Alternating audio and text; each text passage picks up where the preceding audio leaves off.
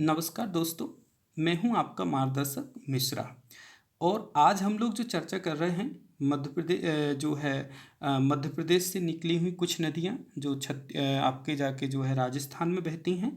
और राजस्थान की वो नदियां जो राजस्थान से निकली हुई हैं उन्हीं पर हम लोग चर्चा कर रहे हैं, जिसमें हम एक नदी की चर्चा कर चुके थे। और अब हम आगे की तरफ बढ़ेंगे और नेक्स्ट देखते हैं कोठारी नदी। देखिए ज़रा, कोठारी नदी, हम बात कर रहे हैं कोठारी नदी की। तो कोठारी नदी के क्या क्या क्वेश्चन बनते हैं? तो एक तो पहली बात है कि ये राजसमंद से निकली हुई है। कहाँ से निकली हुई है?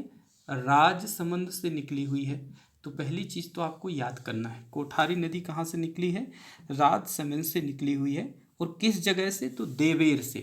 राजसमंद के देवेर से निकली हुई है। देवेर से निकली हुई है, ठीक है। चले, और ये जो है कहाँ जाके मिल जाती है और किस में मिल जाती है?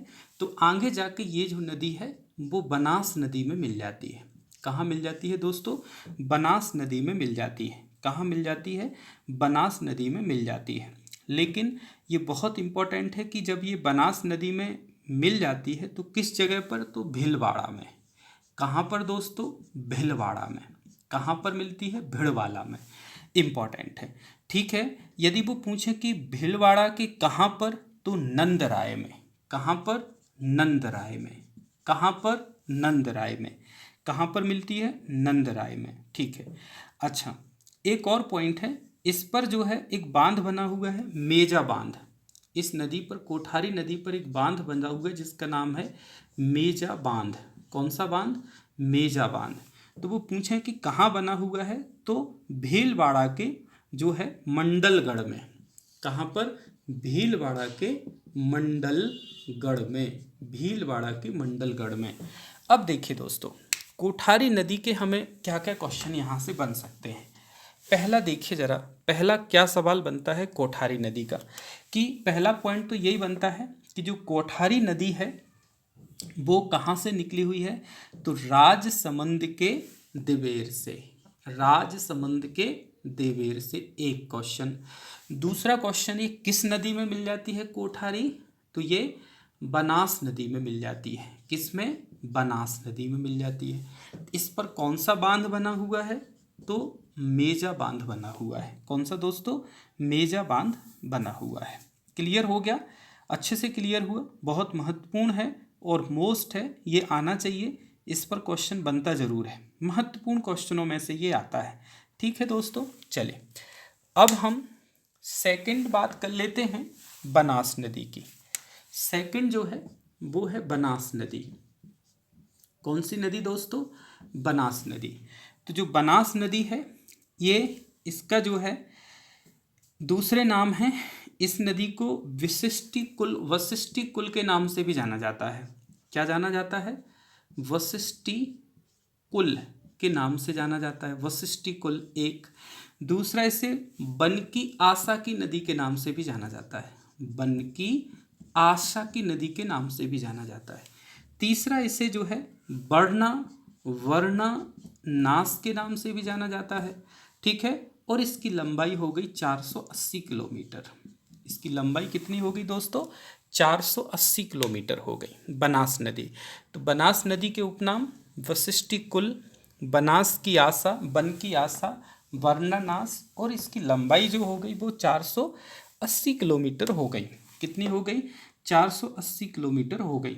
चलिए दोस्तों, एक बहुत इम्पॉर्टेंट है कि प्रवाह की दृष्टि से सर्वाधिक लंबी नदी जो है वो बनास नदी है। क्वेश्चन आएगा कि राजस्थान में प्रवाह की दृष्टि से सबसे लंबी नदी कौन सी है? तो बनास नदी है। इस नदी का उद्गम कहाँ से हुआ है? तो इस नदी का जो उद्गम हुआ है कि ये जो है राजसमंद से हुआ है।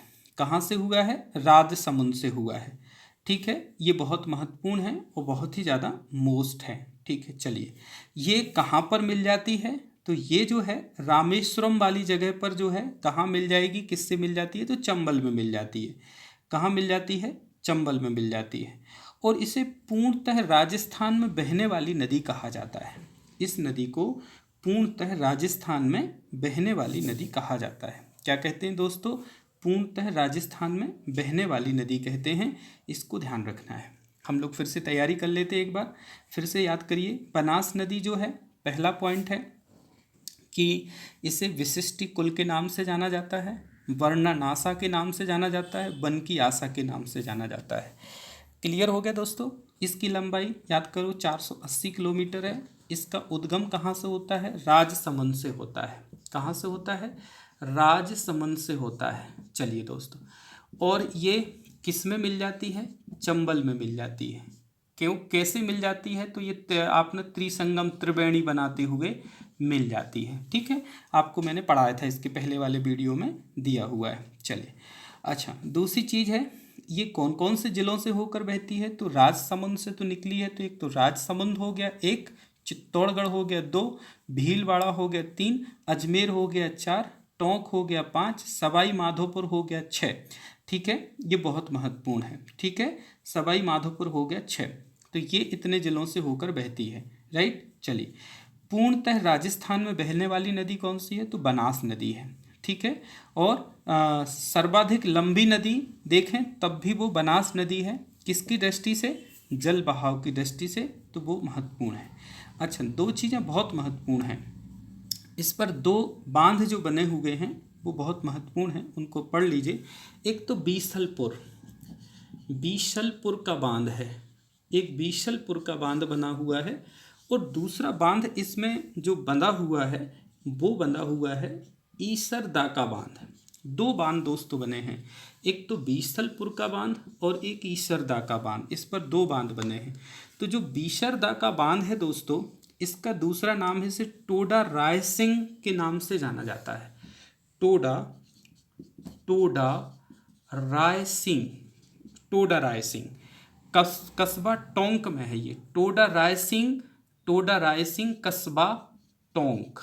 और दूसरा जो इसरदा है दोस्तों, तो ये कहाँ पर है? सवाई माधोपुर में है। कहाँ पर है? सवाई माधोपुर में है। ये महत्वपूर्ण है और मोस्ट है, इसको थोड़ा सा ध्यान रखिएगा। क्लियर हो गया।